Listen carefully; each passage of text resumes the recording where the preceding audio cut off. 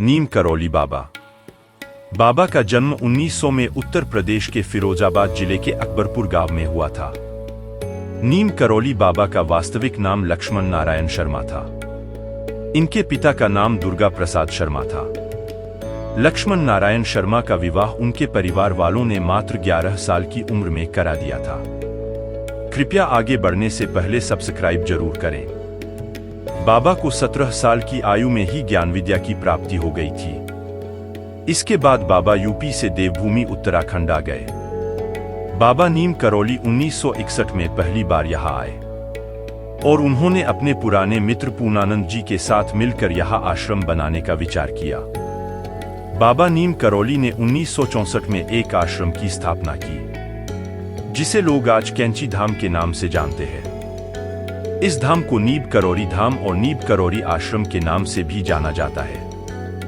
धाम के पास आपको हर दुकान पर कंबल मिलेंगे। ये कंबल बाबा को कैंची धाम में चढ़ाए जाते हैं, क्योंकि बाबा नीम करौली अक्सर कंबल ही ओढ़ कर रहते थे। कहा जाता है कि एक बार बाबा ट्रेन में सफर कर रहे थे, लेकिन उनके पास टिकट नहीं था, जिस कारण टीटी ने उन्हें पकड़ लिया। बिना टिकट होने के कारण टीटी ने बाबा को अगले स्टेशन पर गाड़ी से उतार दिया और टीटी ने ड्राइवर को गाड़ी चलाने का आदेश दिया। बाबा वहां से कहीं नहीं गए। बाबा ट्रेन के पास ही चिमटा धरती पर लगाकर बैठ गए। चालक ने बहुत प्रयास किया, लेकिन ट्रेन आगे ना चली।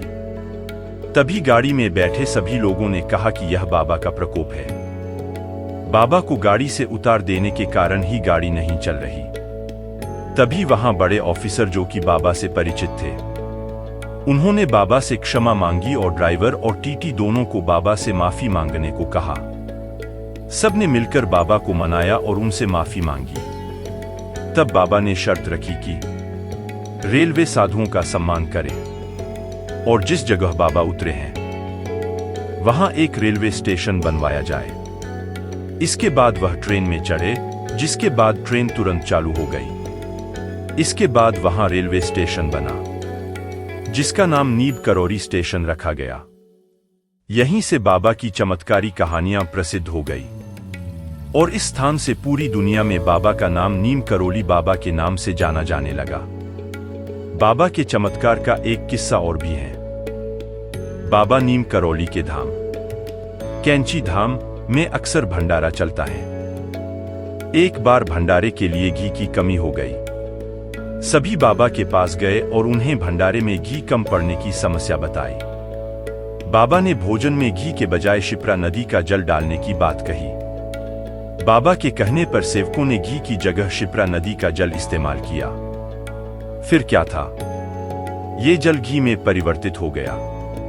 इस तरह बाबा की प्रसिद्धि हर जगह फैल गई। डायबिटीज कोमा में चले जाने के बाद 11 सितंबर 1973 को वृंदावन के एक अस्पताल में नीम करौली बाबा की मृत्यु हो गई। साल 1974 में स्टीव जॉब्स अपने दोस्त डैन कोटके के साथ बाबा के पास पहुंचे थे। स्टीव जॉब्स से प्रेरित होकर फेसबुक के संस्थापक मार्क जुकरबर्ग भी 2015 में बाबा नीम करौली के कैंची धाम आश्रम आए थे। यदि आप कैंची धाम आना चाहते हैं तो आप नैनीताल से कैंची धाम आ सकते हैं। नैनीताल से कैंची धाम का रास्ता मात्र 1 घंटे में तय किया जा सकता है। हर साल 15 जून को नीम करौली बाबा के कैंची धाम आश्रम में एक भव्य मेला लगता है। नीम करौली बाबा भले ही आज जीवित नहीं हैं, लेकिन उनके भक्त श्रद्धापूर्वक उन्हें मानते हैं। बाबा अपने अलौकिक रूप में भक्तों के बीच हमेशा विराजमान रहते हैं। ऐसी ही रोचक जानकारियों के लिए लाइक, शेयर और सब्सक्राइब जरूर करें और कृपया घंटी वाले चिन्ह को दबाना ना भूलें।